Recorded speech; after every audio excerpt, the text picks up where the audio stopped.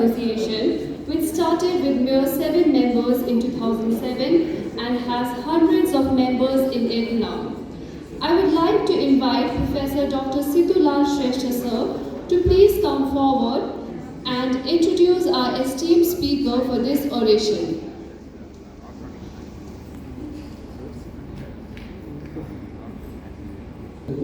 Now I would like to invite Dr. Jayesh Halkar to deliver the oral oration. As we have already heard, this oral oration is being started from this conference to celebrate the journey of our very own association, which I remember only 8 people started in 2007. And we were like Dr. Praveen Mishra, Dr. Prakash Bhatrai, Dr. Anjana Rajmagari, Dr. Ravindraman Shrestha, Dr. Pramod Rawal, Dr. Subhat Shrestha. We are the first registered specialist organization in Nepalese dental physiology. Dr. Jayesh Halkar is MDS in orthodontics and has received M.Ortho degree from Royal College of Surgeons, Edinburgh. He will be speaking on topic finish in clinical orthodontics, finishing, detailing and orthodontic cases for optimal results. Please. Before starting the oration, I would like to request Professor Dr. Sidulal Shrestha sir to please honor our speaker.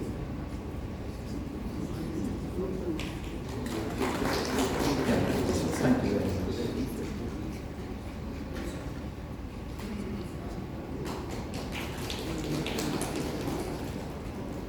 Thank you. I would also like to request Professor Dr. Sidulal Shrestha sir to please accept the seat of moderator for this session. Lead Rahalkar on stage to deliver his oration. Thank you.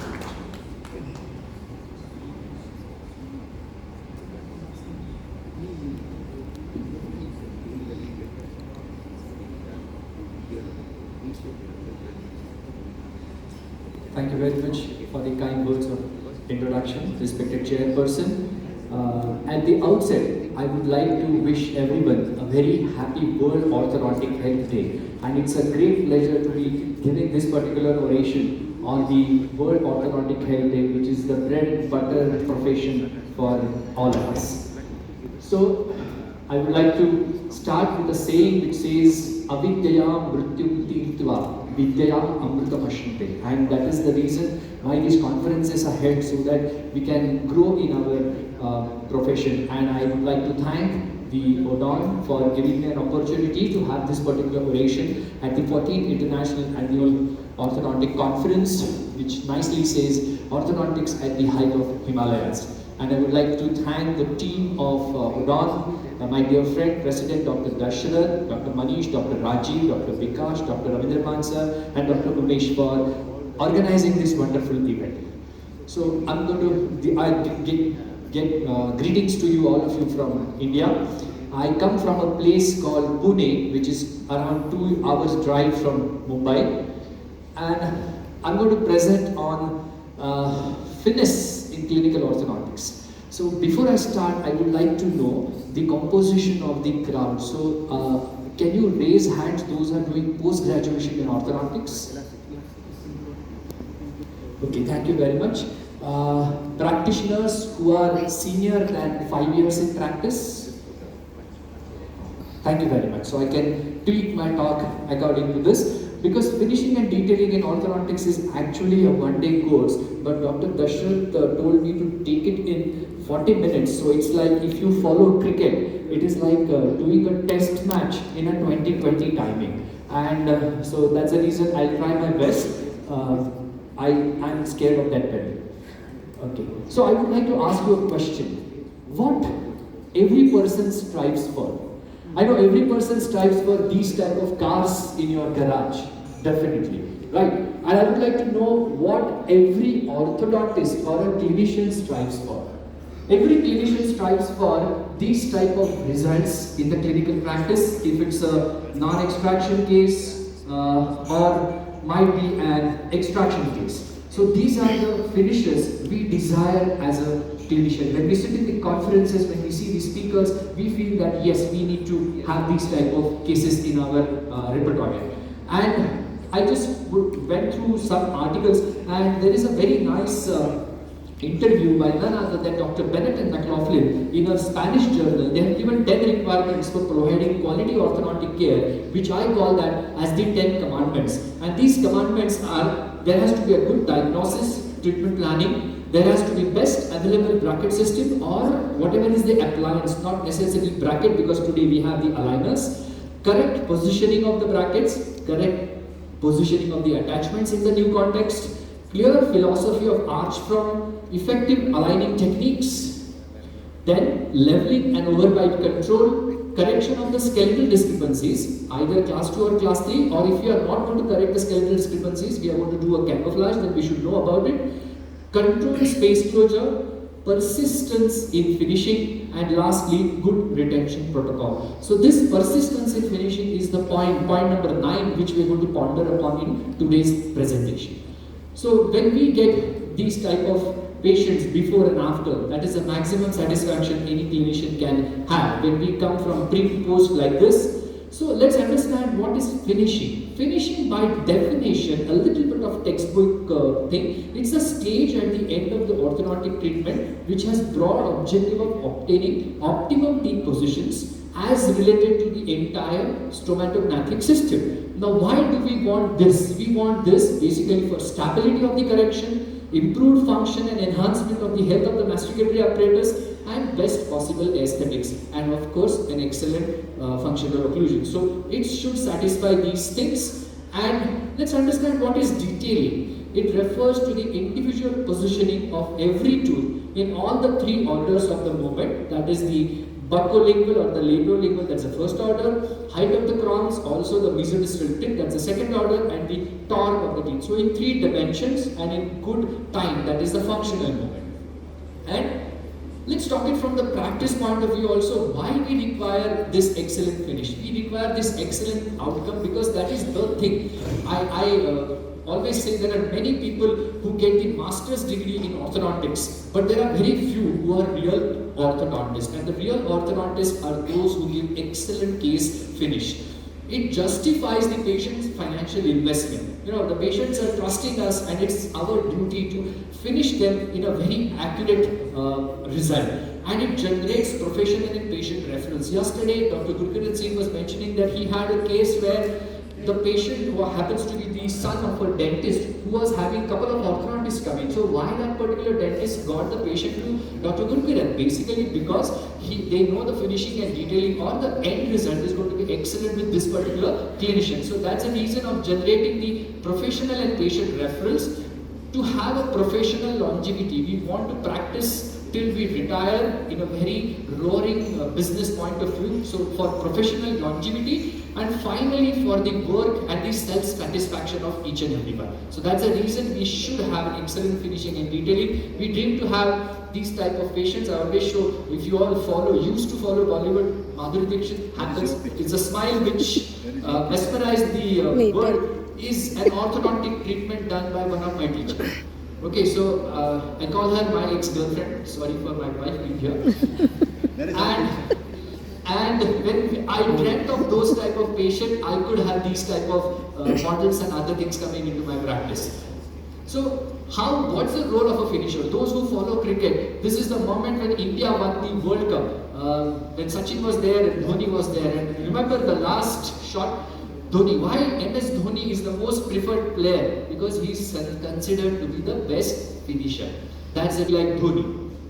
A little bit of disclaimer, even though I'm attached to an institute, I show all the cases which are treated in my solo orthodontic practice, because when I show these cases, some of the participants come and tell me, sir, you are attached to an institute, that's the reason you can give this type of finish. So I said, no, these are the cases which are done in my personal solo clinic, which is an exclusive orthodontic practice. So if I can do, you also can do these type of cases. Okay. So roughly, let's divide this particular finishing in understanding of aesthetics, where we know that it is divided as macro, mini and micro, where macro consists of the face, where we do profile, vertical and facial fits, lip fullness and chin and nasal projection. And in mini aesthetic, we have the smile aesthetic, where we talk about the incisor display, smile symmetry, smile arc and smile dynamics, and of course alignment and leveling. And in the micro aesthetic, which sometime we ignore after doing the gross correction, where we need to control and have the actual and the virtual width and the heights of the crown, shade and the shape of the teeth, the emergence profile, the contact points, the connectors, the embrasures, and the relationship of the teeth and the periodontium is also a very important thing, where we should have consideration about the gingival contour, the gingival zenith, also the height of the papilla, where there will be black triangles or the black spaces.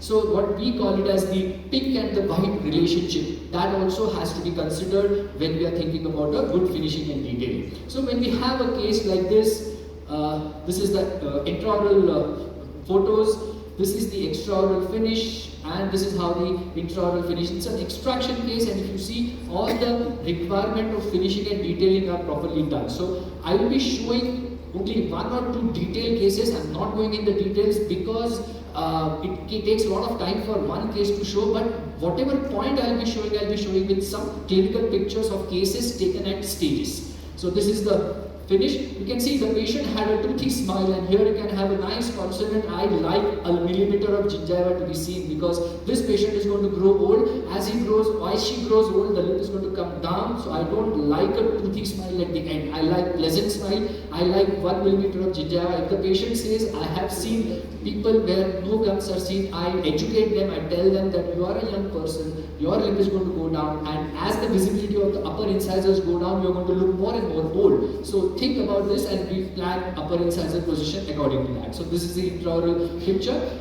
So what are the records we require for the pre-finishing or for the finishing and detailing? We need a pre-finishing OPG. Sometimes we may take IOPA in the extraction spaces, because OPG may not give exact root parallelism. Lateral cephalogram photographs are needed. Of course, at every 4 months you should take photographs. Study models. You can take a snap study model, or you can take a scan and visualize the intercuspation on the lingual side, because buccally everything looks to be well settled, but sometimes on the lingual side the cusps are not nicely seating, and that is evident not clinically but on the study models or on the digital impressions when you see them from the lingual aspect. And sometimes they advise radiographs of the occlusal radiographs of the anteriors, and we should have all the pre-treatment records to check the objectives of the treatments are achieved or not. And for those who are into post-graduation, you can go through the Dougherty's 17 objectives of finishing and detailing, which were given by Dr. Dougherty as a lecture series on finishing and detailing in University of Southern California in April 1976, and which are cited by McLaughlin and Bennett in JCO 1991. They have discussed about that. Dougherty has mentioned that the finishing and detailing should have these subtypes. There should be intra-arch objectives, and 6 objectives he discusses: inter-arch objective, functional occlusal requirement, aesthetic concerns, and elimination of the etiological factors. Of course, ABO also have the OGS, but current scene of having ABO with clinical scenario, I don't know how much this is valid anymore, but these are the things which ABO used to check when they used to do the objective grading system. Our own Indian Board of Orthodontics evaluate the case finish on this grading sheet. There are 10 points, and each point is given marks, which are 5 marks. Out of 5, you have to score 3, then only the case is considered finished. So, when I came across the literature, I found this particular article by Dr. Rebecca Pauling in AJODO 1999, where she talks about method of finishing the occlusion. And here she has given an article which presents a comprehensive system of evaluation of the individual patient using a finishing stage of treatment and a written system. So they have something called as a detailing form, which is nicely given. And I had regular contact with Dr. Anup Sondhi. In his practice, they have something called as a debanding checklist. Even that we have started in our clinic. If you are an ardent fan of reading, Surgeon Atul Gawande from US has an excellent book called as Checklist Manifesto. He says that there are so many aviation activities which are going on, takeoff and landing, but it doesn't lead to failures, but a medical system leads to a lot of failures. The reason, he says, aviation industry works on something called as checklist system. So if we follow that checklist system, then the chances of improper finish or improper treatment will definitely go down. So this you can use as the debanding checklist. So now how the finishing and the detailing has to be good. Remember, the appliance wrap-up is the time. Before that, of course, diagnosis and treatment plan. I hope the treatment plan and diagnosis is done properly. Then you are starting the treatment. The appliance wrap-up has the maximum importance in our today's practice of pre-adjusted edgewise appliance. It was said initially that the great wire benders will be the best orthodontists, but now the system is this. It says that the orthodontist who position brackets accurately will give excellent treatment result. Okay, so there has to be a conscious effort should be made right from the start to obtain good finishing. So they say begin with the end in mind. There has to be an accurate bracket positioning. If you find there is any improper bracket evident, then reposition it as soon as you find that particular improper positioning. And there are some new proposals which I will be discussing about overcorrection and reselection of the tip and torque. For good marginal ridge alignment, we need to have a bracket placement which is accurate. Second molars, I don't pick up in the vertical growers unless they are grossly aligned, or if at all I pick it up, I want them a little more occlusion because I don't want any interference leading to an anterior open bite. Okay, and there are overcorrections which you need to do that. Okay, so when you are orienting in a vertical panel way, the bracket has to be oriented properly, because if it is incisal or gingival, it will lead to improper position. Of course, if it goes more mesial or distal, it will lead to improper rotational correction. And if it is tipped mesial down or distal down, then also there is going to be improper tip. So, if at all, like in this particular case, there was an improper bracket positioning, and I had to maintain it with the offset bend throughout the treatment. So, initially, when you have less patient, you can do that, but the best way is to debond this particular bracket and reattach at the corrected position. So these are the two things which you should remember. There are some attachments which I use in my clinical practice. Like for example, this particular tooth is, these two teeth are lingually placed, both the lateral incisors. So sometimes positioning the bracket from the kit of the patient may become a little difficult. So what I do is that I use something called as a multi-purpose attachment, which is developed by our good friend from Indian Orthodontic Society, Dr. Nikhil Bashi, who practices in Mumbai.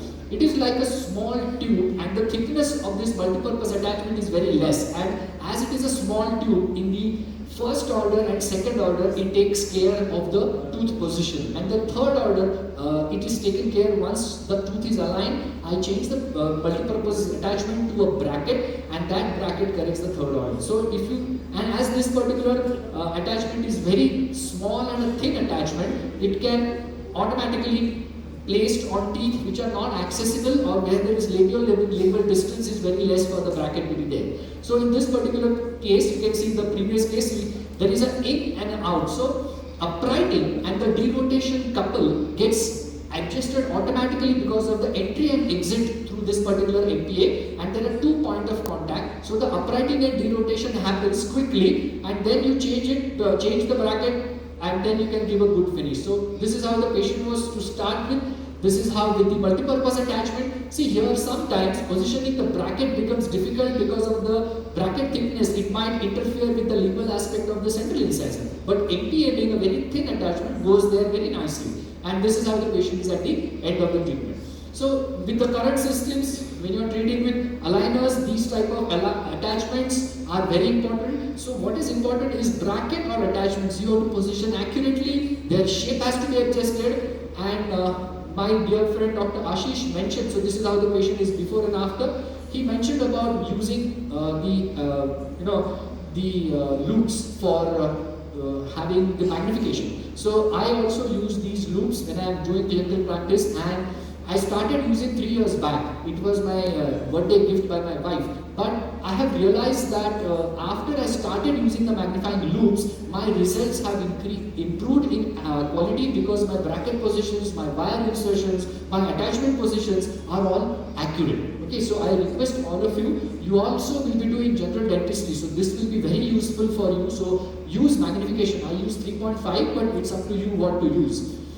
So next step in finishing and detailing is about the space closure. Sometimes there is an incomplete space closure, and it could be because of some issue with the mechanics. We use sliding or loop. Then we have the division of anchorage as per A, B and C. So sometimes there is a improper calculation of the alpha and beta bends. Sometimes there is an inadequate anterior torque and the tip which can lead to improper finish, or there could be bolt-on discrepancy, and the most notorious teeth are the lateral incisors and the premolars, and because of which the intercuspation might be, as well as the space closure could be a problem. And sometimes with excessive pressure or reactivation which is done with a short time, it could lead to gingival hyperplasia, and because of which it will restrict the tooth movement. So this is how inadequate torque can lead to improper space closure. So what I do is that I use an overnight system. The reason is that my finishing wire is 1622, I use loops. My finishing wire is 1725 because I want full expression. If I don't want full expression of torque, I can go for 1622 for using the differential torque system. I distalize the canine first to get it into the orbital law of Simon, so that the smile aesthetic looks good. My clinical experience says that when you retract the canine and position it at the perpendicular to the orbit, remember the Simon's law of canine, and then build the whole treatment around that, the smile aesthetics look fantastic. So what I do is that here you can make out I have retracted the canine, and I am now retracting the anteriors, and I am retracting here the anteriors because I have built up the occlusion over this particular class 1 canine. It is a 1622 SS wire with a loop. I use loop basically because I can use differential anchorage system. I have alpha and beta activation as I require high, moderate or low anchorage. I can adjust this in the wire, and this is how the space is closed. I am on to the finishing and detailing, and with the help of the anterior segment where space is closed and I need to have a torque, I can let the wire be there so that it will express the counter moments and the torque will be automatically corrected. See, when we are activating, we have built up alpha and beta. What are alpha and beta? They are the counter moments. So once the space closed, the horizontal component is over. If you keep that particular wire for sufficient time, it will automatically correct the torque. But don't keep it for a longer time, otherwise it will lead to a rainbow effect. So that is where clinical judgment is very important, so that you can have an excellent torque and a finish nicely. So in the cephalogram, what you need to check is that whether your upper incisors are taut in such a way that their long axes are parallel to the rickets facial axis. So on your cephalogram, pre-finishing or pre-debonding cephalogram, please look at this particular thing. And how to judge the proper torque? First is inspection. Evaluate it from the labial and the lingual side, and very important is inspection. So from the occlusal aspect also it is very important. You can do it clinically or you can do it with photographs. Take it with photographs and blow it up on a big screen, and you will see that there are some torque issues which are there. Another thing, I was basically trained in beg and standard edgewise, because of which we had a habit of palpating the roots in the vestibule. So this is a very important thing. We must palpate the roots of the teeth in the vestibule, in the vestibular surface, to evaluate the labial and buccal prominence, and also on the lingual aspect for the lower. And in the rugae area also we can check the prominence. So this will tell you if there is any torque issue with any incisor. So I'll show you one faulty case and I'll show you how we correct it. See, this particular clinical scenario where you have locked out canine and a lingually locked lateral incisor is a very common scenario. When you correct it, this is a very wrong finish. What is the problem here? The canine has an excessive buccal root torque and the lateral incisor has got a labial crown torque. Okay, so if you see from the occlusal surface, the confluence of the lingual surface or the palatal surface here and here, it looks different. So how do we correct? You have to remember, McLaughlin, MBT people have said that torque control is a weakness of pre-adjusted because the torque is in the third order. So the moment arm for the counter couple is very small. Okay, that's the reason the arch wire and slot sizes are too small in relation to the tooth. And secondly, we don't finish it to the thickest arch wire. Those who use O2 slot, please put your hands on your heart and in your mind ask yourself a question: how often I put a 2125? Okay, if you are using an overhead slot, if you are putting 1725, then only the torque is going to get expressed. If you are using an O2 slot and you are using 2125, then only your torque is going to get expressed. Okay, so how to add up or top it up? There are three ways. Number one is you can do it with the help of adjustment of the third order bend. Okay, but the difficulty is that third order bend may disturb the adjacent tip and verticals.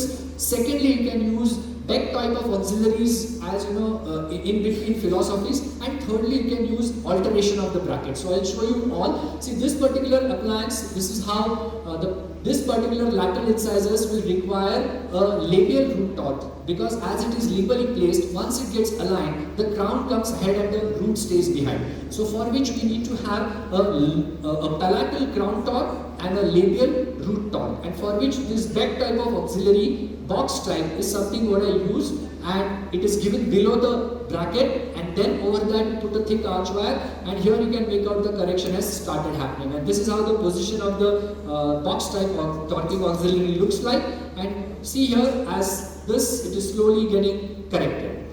Similarly, so when you see from the palatal side, you can see now the visibility of the palatal surface of the lateral incisor matches with that of the central incisor, which indicates that those have similar torques. Okay, so this particular patient, my dear friend, he yesterday showed a lot of cases with T-loop canine correction, and this is how whenever there is a blocked out canine, that is what I do, because it takes care of my lateral incisor.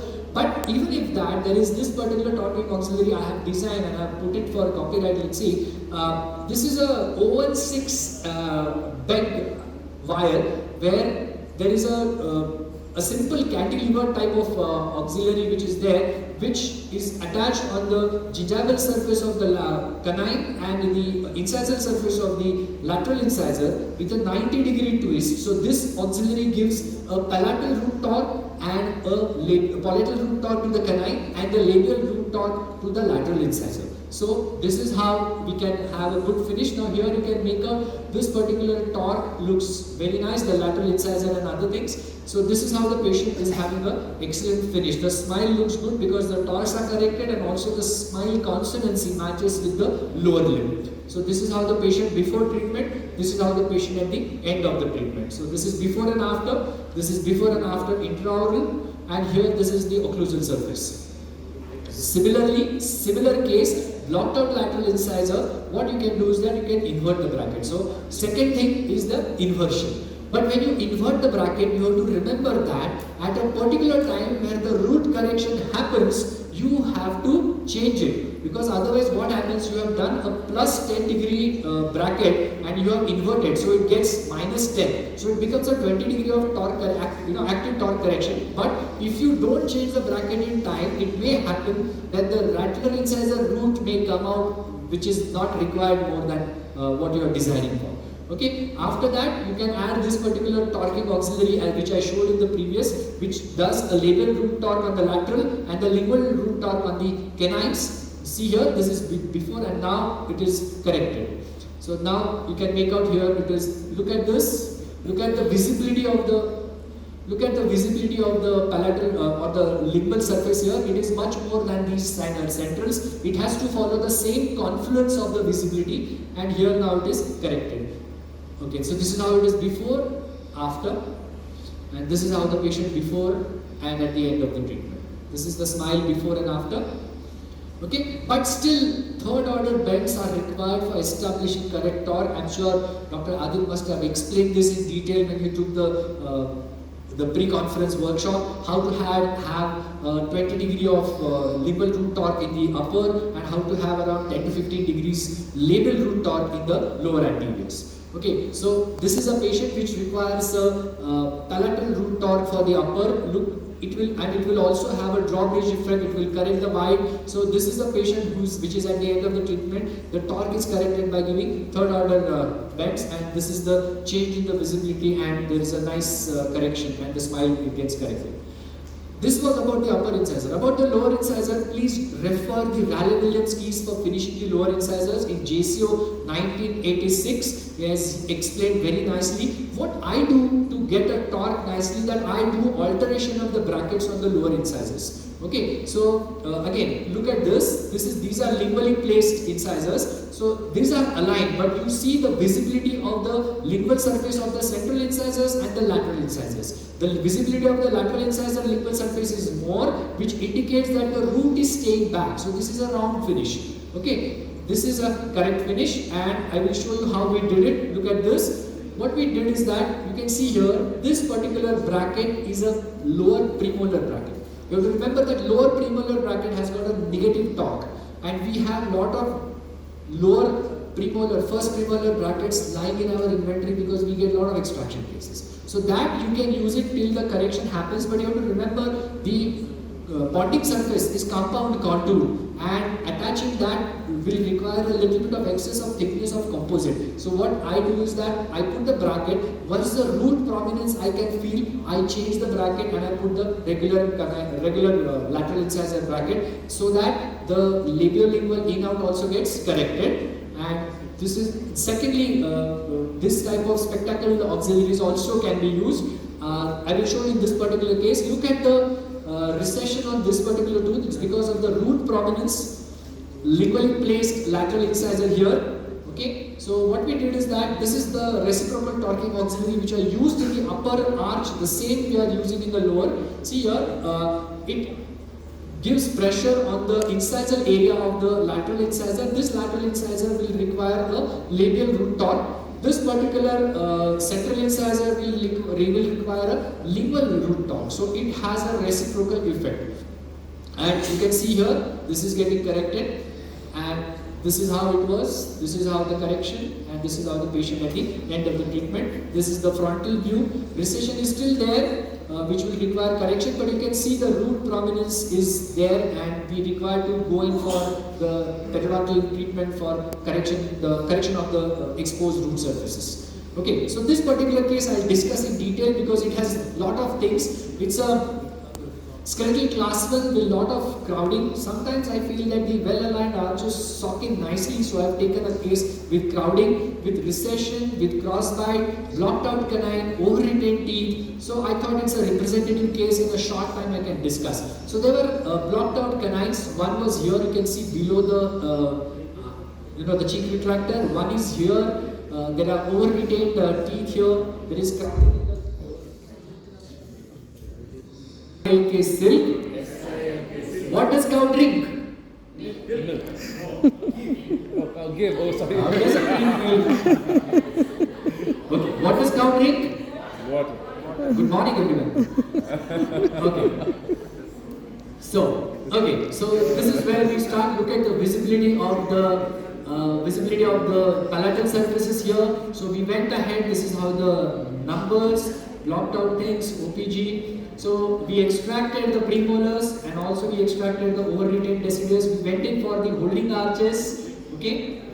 Then we got the canine with the PU. Once it got aligned, I gave the coil spring. Now here, what I want to draw your attention is, look at these two brackets. These are premolar bracket. One bracket is put up regular, where I require a labial root torque because it has got negative. And this particular bracket I have inverted. It's a premolar bracket which is inverted. It gives the additional positive torque to put this particular root inside. So I have used two premolar brackets, one regular and one inverted. The regular one with a negative torque to have a labial root torque, and one which is inverted with positive root torque to give me lingual root torque. Okay. Once it is aligned, now here you can make out I have changed those brackets. They are back on regular thing. Now you can see the torquing is getting corrected here. Now here you can see the regular lower incisor brackets are there. And now we are slowly coming to the finish. And this is how we have finished the case. Now this was, I was talking about the lower incisor. I'll just explain you. So it's got a good class 1 molar, class 1 canine, class 1 incisor, nicely torqued things. Upper and lower occlusal views look nicely. Smile aesthetics also look very nice. Now look at this particular intraoral picture and the end of this. Now I would like to draw your attention to the sequence of how the movements happened in the upper arch. Okay, now you can see there is a lot of visibility of the lateral incisor, palatal surface here. Here we have done the extractions.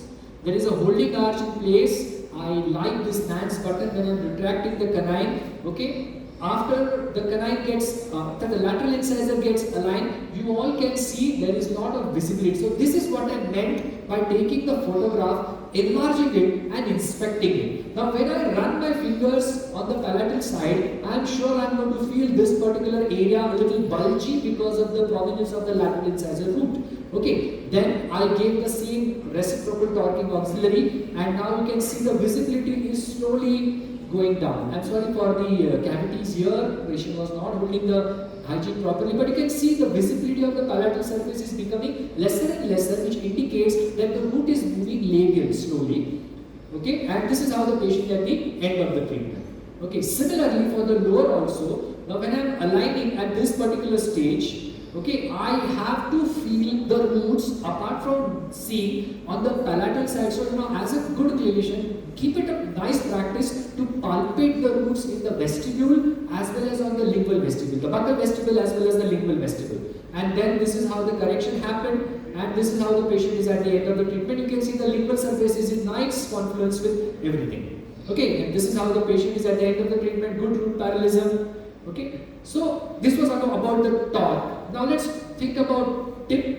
Same thing, inspection, palpation, radiographs. Now there is a little bit of controversy about regarding over-uprighting. Dr. NRK sir will agree that we were trained when we were trained in DEC and standard HUIs to do something called as over-correction of the teeth root parallelism when the teeth were next to the extraction space. Like if you have the extraction of first premolar, when the canine and the premolar closes, we were told to over-upright them so that because of the the way we over-correct the rotation, this was over-correction in the mesodistal plane. Okay, so that the space don't open up, and if at all there is a relapse which happens, it will land up in parallel in the root. But now with the advent of pre-adjusted people, some of them do not agree with over-correction or over-parallelism. Accordingly, the tip in the Roth and the MBT bracket is also changed. Best is repositioning. You can give, the artistic bends, or sometimes you can use uprighting springs also in the pre-adjusted bracket system. You can put there are some appliances which are available with the vertical slot, or you can put it between the arch wire and the bracket base. Okay, so you can put the uprighting spring. So, and remember the improper tip will have space issues also. So look at this particular tooth was not bonded properly, because of which it has got a different tip. The contact point is 2 incisal and there is a black triangle which is seen. So what we did is that we gave artistic bends, which are the second order bends, and we corrected. The tooth had an excessive mesial tip, we corrected that. Now we have the root parallelism, the incisal edges and smile looks good. You can see that the black triangle is also eliminated. So this is how you need to correct the tip, and please do have a good habit of doing wire bending. See, we are finally orthodontists. Some amount of 1 or 2 finishing bends are okay. It's not necessary. No one is going to check you whether you have finished the case without any bends. So this was a case which was referred to me because it was already treated by someone and the spaces were open. Patient said that I need to wear the retainers properly, and secondly I felt there was an improper, if you see the lower right quadrant, the 4th quadrant, the root parallelism was not proper. The canine was distally tip and the premolar was distally tip. The simple way is that when you are bonding the canine bracket, the distal margin of the bracket, put it more cervical so that it will have a more uprighting effect. Same thing for this particular premolar bracket, put the mesial aspect of the bracket, rotate it little more down to the cervical so that the uprighting couple will be quick. So we require this particular uprighting couple, and we added then what is the regular tip, and the correction will happen. So this is how the occlusal view, and you can make out here there is a good finish. You can see there is a good root parallelism, and it is just by doing bracket position alteration. Okay, so this is the occlusal view, and this is the patient at the end of the treatment. Intraoral photographs.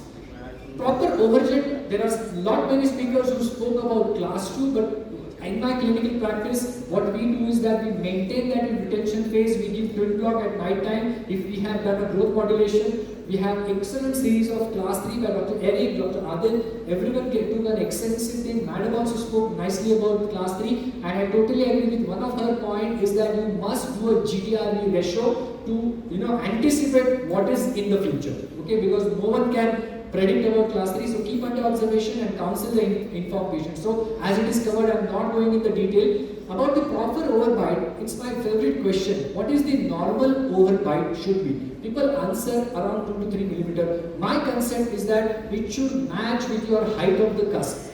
Okay, the purpose of overbite is to disocclude the posteriors when the patient is going from maximum intercuspation to protrusive excursion. And if you have got stronger cusp, a 2 mm of overbite may not be sufficient. There might be some issues with the posterior interferences. So check the overbite, tell the patient to come to an H2H from maximum intercuspation to protrusive excursion, check that there are no posterior interferences, that is your correct bite.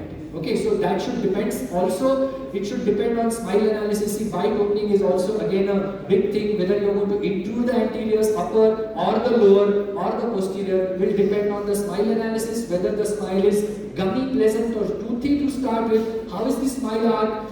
How is the growth pattern? How is the lower anterior facial height? How is the cover bite? Cover bite, how much your lower incisors are covering the upper incisor. In class 2 division 2, if you don't open the lower anterior facial height sufficiently to clear the lower lips from the upper incisors, the patient is going to come back to you after 2 years because of the lingual pressure. There might be sometimes the lateral incisor, the central incisors going back. So that I'm not going to take in detail. Midline concordance, I would like to just quickly show you, do a lot of correction. See, in this particular case, the midline, dental midline is not matching. What is the most important thing you should do is that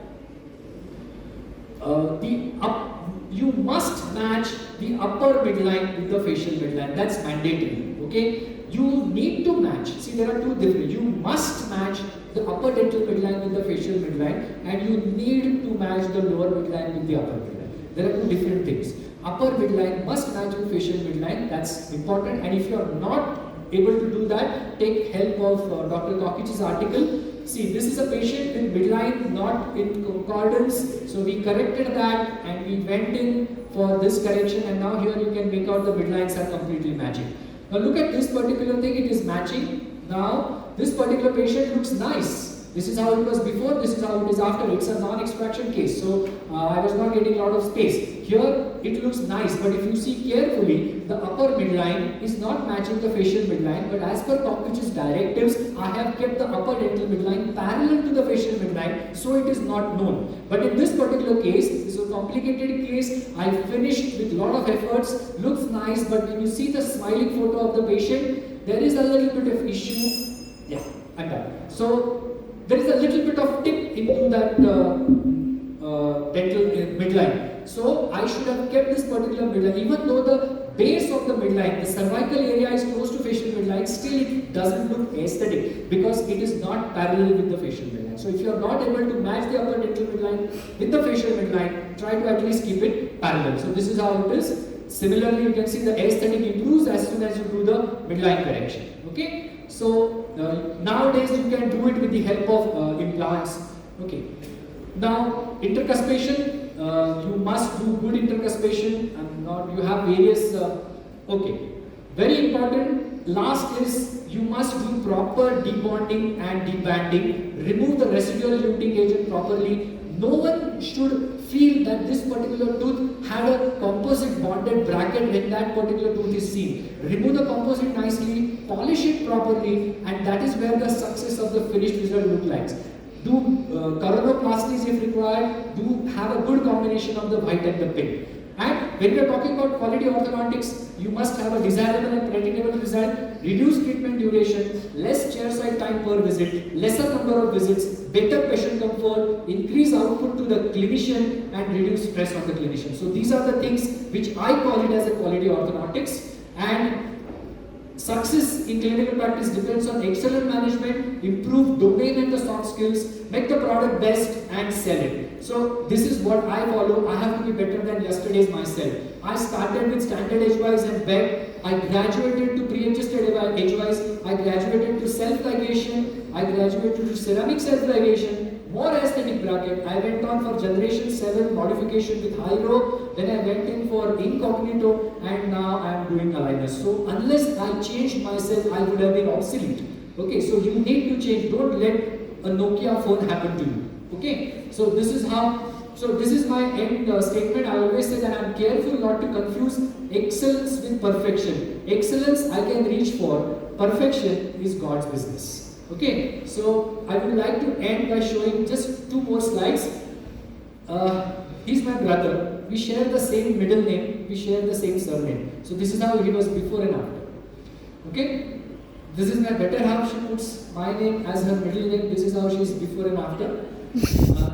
I have troubled her sufficiently. She used to have headgears, and when she was doing patients, she used to wear. And she used to stay with me before the orthodontic treatment, and she still stays with me after the orthodontic treatment. Successful. Okay, he's my son before and after, and she's my daughter before and after. What point I want to put?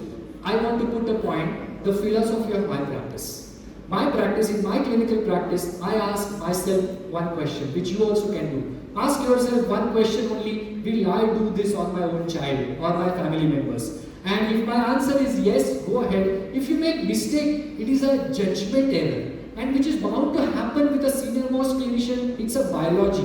But if you know that there is going to be harm, please stop, because if you do that, then it is error of negligence. Don't do that. This is a simple thing, and today is in 2023 we are celebrating, and today's theme is my orthodontist and me smiling together. So I thought of putting my family photograph, except that small little kid, rest all of my patients. So wishing you a very happy orthodontist health day. Thank you very much for your kind attention, and thank you very much for that. Have a nice day.